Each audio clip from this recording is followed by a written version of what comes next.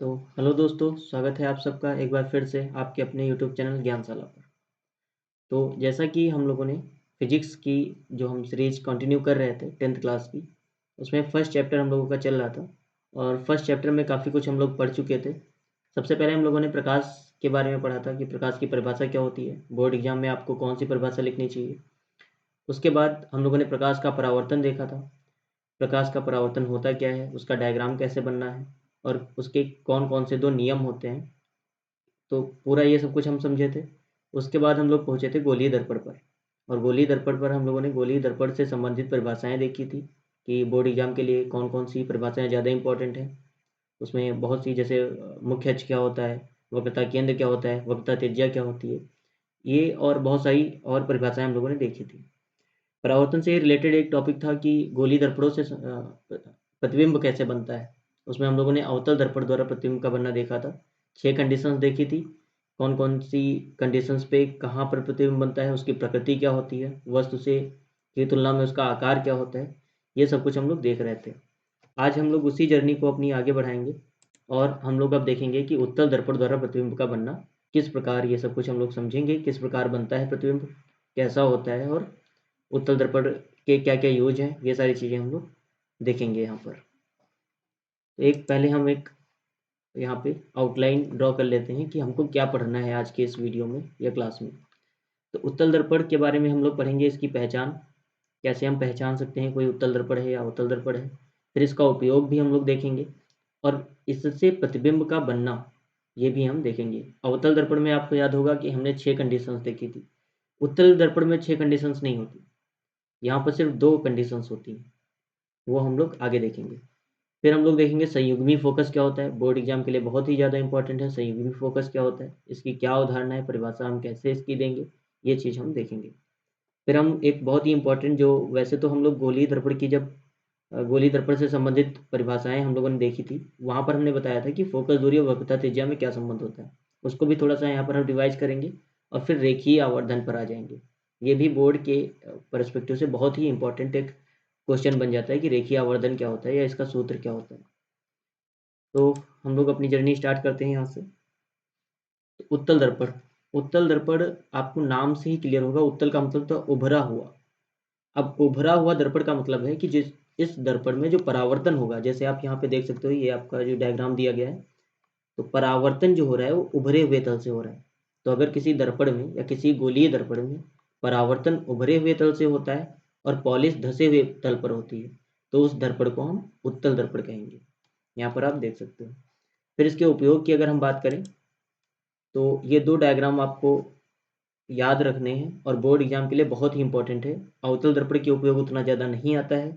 उत्तल दर्पण के उपयोग में बहुत प्रकार से, मतलब बहुत टाइप के क्वेश्चन पूछते हैं। जैसे कि यहाँ पे आप देख सकते हो स्ट्रीट लाइट्स लगी हुई हैं। इन लाइट्स में पीछे दर्पण यूज होता है, वो कौन सा दर्पण होता है, ऐसे क्वेश्चन पूछ सकते हैं। स्ट्रीट लाइट्स में जो दर्पण यूज होता है लाइट्स के पीछे, वो कौन सा दर्पण यूज होता है। तो यहाँ पर आप क्या बताओगे, उत्तल दर्पण यूज होता है। यहाँ पर हम लोग इसका कारण भी देख लेते हैं कि ऐसा क्यों होता है, क्यों उत्तल दर्पण ही हम लोग प्रयोग करते हैं यहाँ पर। तो इस डायग्राम में आप देखिए कि ये प्रकाश की एक किरण आ रही है और दर्पण से परावर्तन होने के पश्चात या परावर्तित होकर ये अलग अलग दिशाओं में जा रही हैं किरणें। इसका मतलब ये है कि ये दर्पण किरणों को फैलाता है। अगर ये दर्पण किरणों को फैलाएगा तो लाइट ज़्यादा फैलेगी, और ज़्यादा फैलेगी तो ये स्ट्रीट लाइट के लिए बहुत ही सूटेबल रहेगा, क्योंकि आपको वहाँ पे लाइट फैलाना होता है काफ़ी, रोड पे ज़्यादा दूर तक दिखे, तो ज़्यादा एरिया कवर करे, सॉरी, दूर तक तो नहीं खैर। तो इसलिए स्ट्रीट लाइट्स में उत्तल दर्पण का उपयोग होता है। बाकी ये आप देख सकते हो जो साइड मिरर होते हैं वाहनों में, या कार होती है या कोई भी आपका व्हीकल होता है, उसमें जो साइड मिरर के रूप में यूज होता है वो भी उत्तल दर्पण होता है। उसका रीजन भी हम लोग अभी आगे देखेंगे, प्रतिबिंब के बनने से ज़्यादा क्लियर होगा उसका रीजन। इसका रीजन तो हम लोग ऐसे देख चुके कि किरणों को ये दूर दूर भेजता है, फैलाता है, इसलिए यूज होता है स्ट्रीट लाइट्स में। कार में या किसी व्हीकल में ये क्यों यूज होता है उत्तल दर्पण, इसका हम लोग अभी जब इमेज फॉर्मेशन देखेंगे वहाँ पे ज़्यादा क्लियर हो पाएगा। वैसे हम लोग यहाँ पे मोटा मोटी एक समझ कर लेते हैं, वो ये है कि ये उत्तल दर्पण जो होता है ये प्रतिबिंबों को बहुत छोटा करके बनाता है। मतलब वस्तु की तुलना में प्रतिबिंब काफ़ी छोटा होगा, और जब रोड पे कोई वाहन जा रहा होता है, उसमें जो मिरर लगा होता है उसका ऑब्जेक्टिव होता है कि पीछे की सारी चीज़ें दिख जाएं। पीछे कोई ट्रक खड़ा है या कई सारे ट्रक आ रहे हैं, वो सारे मतलब कई ट्रक्स आप देखना चाहते हो when you are riding a vehicle. तो इसलिए उत्तल दर्पण यूज होता है, क्योंकि ये बहुत बड़ी बड़ी वस्तुओं को छोटा प्रतिबिंब बना देता है और छोटे से पार्ट में, छोटे से दर्पण में वो सारे प्रतिबिंब दिख जाते हैं। अब हम लोग आगे बढ़ते हैं। उत्तल दर्पण द्वारा प्रतिबिंब का बनना, तो दो स्थितियां हैं। पहली ये है कि वस्तु जब अनंत पर हो, और दूसरी है जब अनंत और ध्रुव के बीच में हो। उसमें क्या था कि अनंत और ध्रुव के बीच में काफ़ी कंडीशंस आती थी, लाइक अनंत और वक्रता केंद्र के बीच में, फिर वक्रता केंद्र पर, फिर वक्रता केंद्र और फोकस के बीच में, फिर फोकस पर, फिर फोकस और ध्रुव के बीच में। पर यहाँ पर उत्तल दर्पण में सिर्फ दो कंडीशंस है, या तो वस्तु अनंत पर है या अनंत और ध्रुव के बीच में है। तो हम लोग एक एक करके समझ लेते हैं। यहाँ पर आप देखो कि वस्तु अनंत पर है। ये डायग्राम में आप देखें अगर, ऑब्जेक्ट एट इन्फिनिटी, इसका मतलब है कि वस्तु अनंत पर है। तो पहली किरण जैसे उसमें ला रहे थे, वही तीन कंडीशंस यहाँ भी काम करेंगी। पहली ये कि अगर मुख्य अक्ष के समांतर कोई किरण आती है तो परावर्तन के पश्चात फोकस से जाएगी या जाती हुई प्रतीत होगी। दूसरा ये कि अगर फोकस से कोई मतलब फोकस से कोई किरण आ रही है तो मुख्य अक्ष के समांतर हो जाएगी। और तीसरा ये कि अगर वक्रता केंद्र से होकर कोई किरण आ रही है तो परावर्तन के पश्चात उसी अपने ही मार्ग में वापस लौट जाएगी। तो यहाँ पर देखिए कि मुख्य अक्ष के समांतर आ रही हैं दो किरणें। अब दोनों रिफ्लेक्ट होकर अलग अलग डायरेक्शन में जा रही हैं, लेकिन और ये इस ऐसे जा रही हैं कि ये कभी मिलेंगे नहीं। ये अलग डायरेक्शन में जा रही है और ये अपोजिट डायरेक्शन में जा रही है। पर अगर हम इनको पीछे मिलाएं, पीछे बढ़ाएं डैश डैश करके, तो ऐसा लगेगा कि ये दोनों एक ही पॉइंट से आ रही हैं। और वो पॉइंट क्या होगा? फोकस। फोकस पर ही ये मिलती हुई प्रतीत होंगी या फोकस से आती हुई प्रतीत होंगी, इसलिए फोकस पर ही इसका प्रतिबिंब बन जाएगा। अब क्योंकि ये किरणें वास्तव में नहीं मिल रही, परावर्तन के पश्चात तो अलग डायरेक्शन में जा रही थी, हमने इन्हें पीछे बढ़ाया तो ऐसा लग रहा है कि एक डायरेक्शन से आ रही हैं, इसलिए ये वास्तव में किरणें नहीं मिल रही, आभास हो रहा है, इमेजिनरी है। तो इसलिए इमेजिनरी इसका प्रतिबिंब भी बनेगा और इमेज इसकी जो होगी वो काल्पनिक होगी, या हम उसको आभासी कह सकते हैं। और क्योंकि हमने बताया था अगर ये मुख्य अक्ष है, इसके ऊपर कोई प्रतिबिंब बनता है तो वो सीधा होगा। तो ये दर्पण के पीछे बन रहा है प्रतिबिंब, फोकस पे बन रहा है, सीधा है और वस्तु से अत्यधिक छोटा है, क्योंकि ये दोनों किरणें बिल्कुल मुख्य अक्ष पर ही मिल जाएंगी तो बिंदु आकार का बनेगा, बहुत ही छोटा। ये हमने अभी पहले भी डिस्कस किया कि इसीलिए व्हीकल्स में यूज होता है, क्योंकि प्रतिबिंब को काफ़ी छोटा करके बनाता है। तो पहली कंडीशन आपको क्लियर हो गई होगी कि वस्तु अगर अनंत पे है तो प्रतिबिंब फोकस पर बनेगा, लेकिन दर्पण के पीछे, और ये अत्यधिक छोटा होगा, सीधा होगा और आभासी होगा। आभासी क्यों होगा? क्योंकि किरणें जो हैं वो आप परावर्तन के पश्चात वास्तव में नहीं मिलती हुई प्रतीत होती। तो अब हम लोग दूसरे पर चलते हैं। अपना दूसरा पॉइंट जो है वस्तु अनंत और ध्रुव के बीच में है। यहाँ पे भी आप देख सकते हो, पहला तो ये है कि किरण मुख्य अक्ष के समांतर आएगी। अब ये फिर से रिफ्लेक्ट होकर दूसरे डायरेक्शन में चली जाएगी परावर्तित होके, लेकिन अगर हम पीछे बढ़ाते जाएंगे तो डैश डैश करके आप देखोगे कि ये लगेगा फोकस से आ रही है किरण। ये वाली किरण आप ध्यान से देख सकते हैं। दूसरा क्या है कि हम ये वक्रता केंद्र से गुजारेंगे। ये आप देख सकते हो, यहाँ कंफ्यूज मत होइएगा कि वक्रता केंद्र पीछे होता है। वक्रता केंद्र आप देख सकते हो, दर्पण किधर को स्फेरिकल इसका किधर है, यानी किधर को वक्रता केंद्र होगा, इस तरीके से आप देख सकते हो। तो वक्रता केंद्र से अगर कोई किरण आ रही है तो हमने पहले ही बताया था वक्रता केंद्र पर आने वाली किरण हमेशा परावर्तन के पश्चात अपने मार्ग में वापस लौट जाएगी।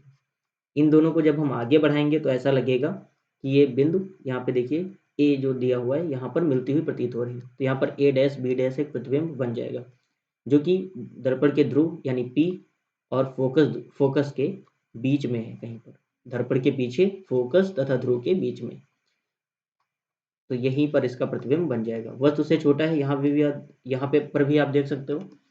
पहले हमने एक कंडीशन देखी थी, वहां भी वस्तु से छोटा था, और ये फाइनल कंडीशन है, यहाँ भी वस्तु से छोटा है, यानी हर कंडीशन में उत्तल दर्पण से प्रतिबिंब हमेशा छोटा मिलेगा। इसीलिए इसका यूज व्हीकल्स में साइड मिरर के रूप में करते हैं, ताकि बड़ी वस्तुओं का छोटा सा इमेज एक बन सके। तो मुख्य अक्ष के समांतर एक किरण आ रही थी, परावर्तन के पश्चात अलग रिफ्लेक्ट हो गई, परावर्तित हो गई, लेकिन पीछे बढ़ाने पर ये फोकस से आती हुई प्रतीत हो रही है।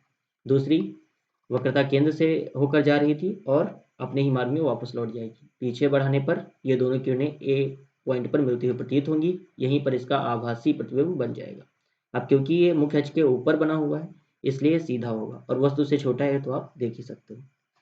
तो दोनों कंडीशन हो गई हैं। हम लोग एक बार समरी कर लेते हैं कि उत्तल दर्पण में अगर वस्तु अनंत पर है तो प्रतिबिंब फोकस पे ही बनेगा, लेकिन दर्पण के पीछे, और क्योंकि दर्पण के पीछे है वास्तव में किरणें नहीं मिलती इसलिए आभासी बनेगा। और बिल्कुल बिंदु आकार का होगा। दूसरी स्थिति है अनंत और ध्रुव के बीच में।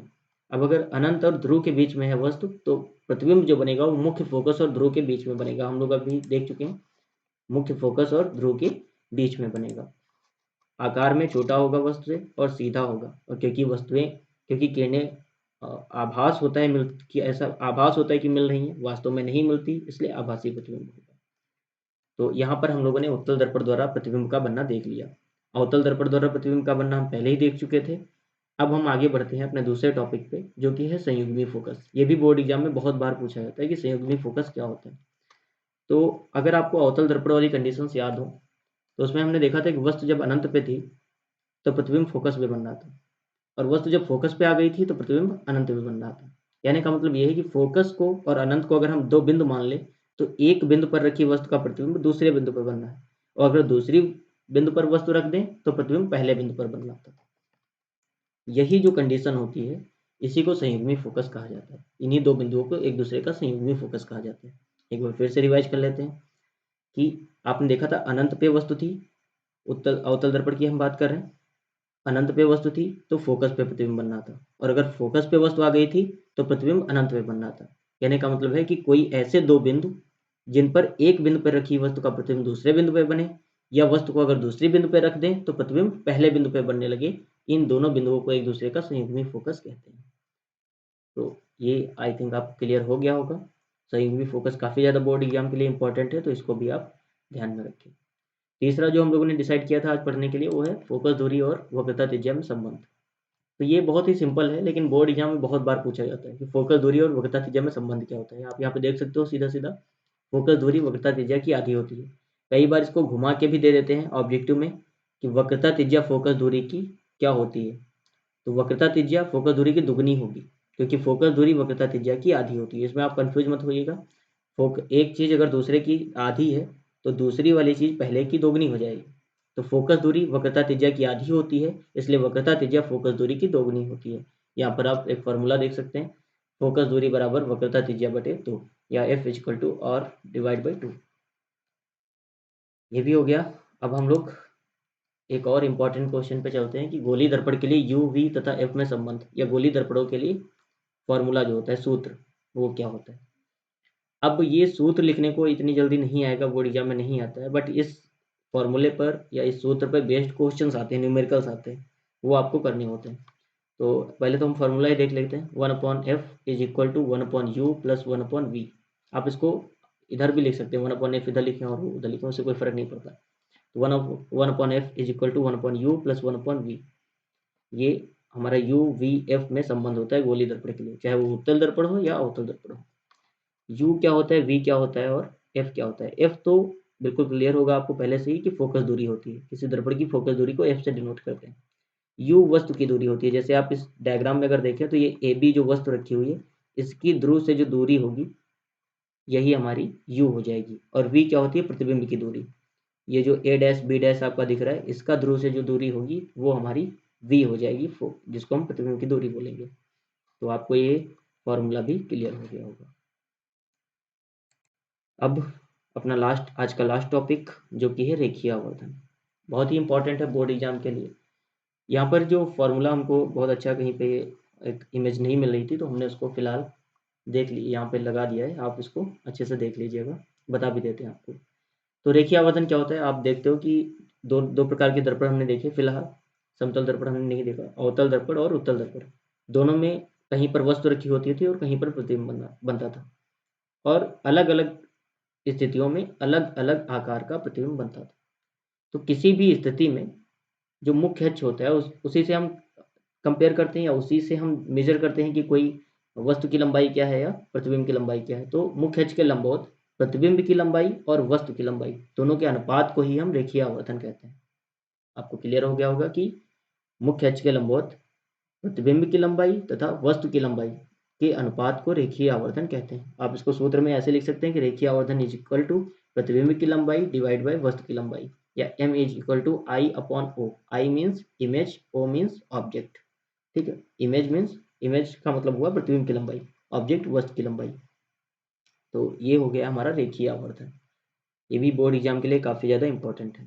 तो हम लोग अपने सेशन को या आज की क्लास को यहीं पे कंप्लीट करेंगे। बाकी की क्लास हम ट्राई करेंगे कि आपका ये जो लेसन है जल्दी से जल्दी कंप्लीट हो। तो अगले वीडियो में हम लोग लेंस पे आएंगे और लेंस के बाद जो इम्पोर्टेंट बचे हुए क्वेश्चंस हैं उनको देखेंगे। फिर हम सेकेंड चैप्टर पे आएंगे और जल्दी से जल्दी आपकी फिजिक्स कंप्लीट करवाई जाएगी। बाकी थैंक यू।